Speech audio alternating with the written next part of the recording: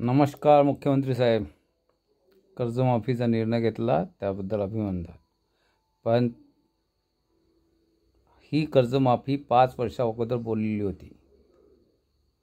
ज्या तत्कालीन मुख्यमंत्री उद्धवजी ठाकरे, त्यानंतर त्यांनी बँकेला 2 वर्षाचा वेळ मागितला. बँकेने HDFC बँकेने यांनी अर्ज पाठवले, पण शेतकऱ्यांचे ज्या 2 महिला शेतकरी होत्या त्यांचा कर्ज तुम्ही पाठवला, मान्य केला नाही.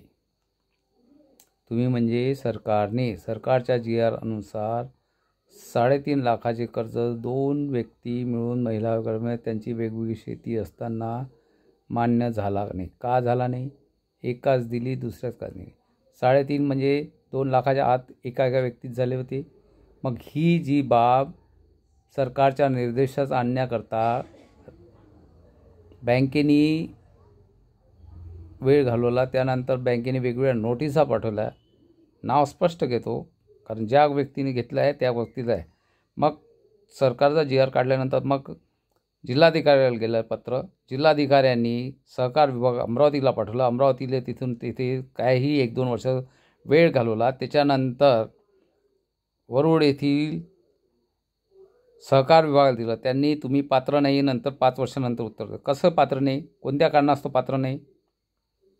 कारण त्या व्यक्तीमध्ये कुटुंबातील एक व्यक्ती जी ती महिला असल्यामुळे कर्ज हँडल करू शके, बँकेचं होऊ अशी तरतूद होती. आणि शक्य आहे, महिला पुरुष पाहत असेल तर त्यांना काय आवश्यकता लागते, पण महिलांच्या वेगवेगळ्या नावाने आणि होती. आणि जे ते पीक कर्ज होतं आणि ते म्हणजे किसान क्रेडिट नावाने होते, त्यामध्ये विमा दिलेला होता. मग अशा सबबी असताना मग तुम्ही बोलल्याप्रमाणे बँकेवर का कारवाई केली नाही? मग आज अक्षय आहे की तुम्ही 5 वर्षापर्यंत त्या शेतकऱ्याला कर्जमाफीस पात्र न केला. त्या वेगवेगळ्या महिलांना वेगवेगळ्या गावात शेती असताना आणि अल्पभूधार शेती म्हणजे तिथं असं तर कोणती अट नव्हती आहे. मग त्यानंतर औरंगाबाद हायकोर्टाने निर्णय दिलेला का एका शेतकऱ्याला दिला, दुसऱ्याच का नाही.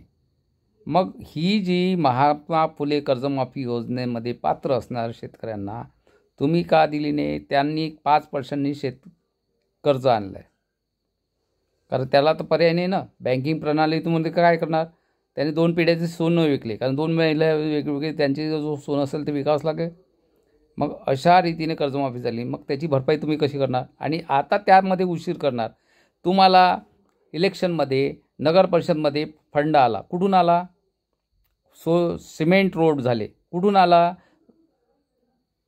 अर्थमंत्री कोण होते आणि त्यांनी जे तरतूद केली इलेक्शनच्या अगोदर, म्हणजे त्याचे आले, म्हणजे तुम्ही त्याकरता पैसा होता, बाकी करता पैसा नव्हता. मग तुम्हाला जर कर्जमाफी करायची होती तर तुमच्याजवळ पैसाच होता. आताही आहे. 2.5 वर्ष तुमचं शासन केलं, त्यावेळेस तुम्हाला त्यातून निर्णय घेतात, ठीक आहे, तुमचा निर्णय असेल का तुम्हाला मतं पाहिजे होते. मग आता ही तुमच्या ज्या योजना तुम्ही थांबवून शेतकऱ्यांची कर्जमाफीला उशीर का लावत आहे? मार्च यायला वेळ किती आहे? शेतकऱ्यांना काही अडचण आहे की नाही आहे? एक तर शेतीमालाचे भाव देणं नाही, तुरीचे भाव तुम्ही आणून, आणि मी स्पष्ट बोलतो देवेंद्र फडणवीस साहेब, भाजपला 5 वर्ष नाकारण्याचं कारण ते तर तुमची युती तर तुटली ते होतंच, परंतु शेतकऱ्यांना तूर डाळ आयात झाल्यामुळे शेतकऱ्यांची म्हणजे 140 रुपये भाव मी पकडतो अंदाजे, जे आहे 120 120 आहे, तर तुम्ही सरळ 33 रुपये 34 रुपये विकायला लावलं. शेतकरी देश धडूस आला आहे. मी स्पष्ट आहे, पूर्ण हिशोब आहे माझ्याजवळ. आणि याच्यामुळे 25 क्विंटल तूर त्यापैकी एका शेतात पिकवल्या गेली होती, तर त्यातला 33 म्हणजे 100 रुपये एका किलो मागे गेले तर 2.5 लाख रुपये एका वर्षी नुकसान झाले. दरवर्षी 2 लाख म्हणजे 14 लाख ते 15 लाख शेतकऱ्यांचं नुकसान झालेलं आहे. त्याची भरपाई कुठे करायला लागली? का त्यांनी आत्महत्या करावी, का शेती विकावी, त्या पुढच्या पिढीचं जे देणं आहे ते हे करावं, आणि तोपर्यंत बाकीच्या लोकांनी मजा करावी? प्रत्येक जण कमावतो. तो 5 किलो तुरीचे डाळ लागत असेल तर 200 रुपये घेऊ शकतो ना पगार घेणारे. आता स्पष्ट बोलतो, पगार घेणारे महागाई भत्ता घेतात, मग महागाई कमी होते, मग काय ते आपला पगार वापस करतात?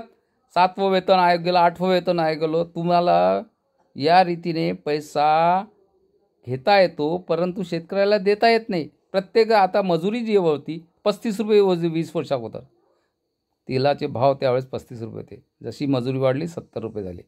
मग याचा विचार करावा आणि स्पष्ट लवकर कर्जमाफी करून शेतकऱ्यांना कर्जमाफी देणं. कारण दुसरा उपाय नाही आहे. पीक विमा निघाला नाही आहे, पिके हातात येत नाही आहे, 5% घेतलेले परतावा करू शकत नाही, काय सोयाबीन गेलेली आहे. असे सगळे प्रश्न आहे.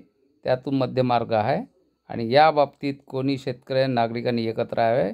शेतकरी जगला तर तुम्ही जगाल एवढं लक्षात ठेवा. धन्यवाद.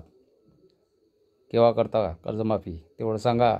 आणि जी भरपाई भरलेली आहे, शेतकऱ्याचं सोनं गेलेलं आहे, 5% पैसे देणे आहे, हे सगळं लक्षात ठेवा. सूत समेत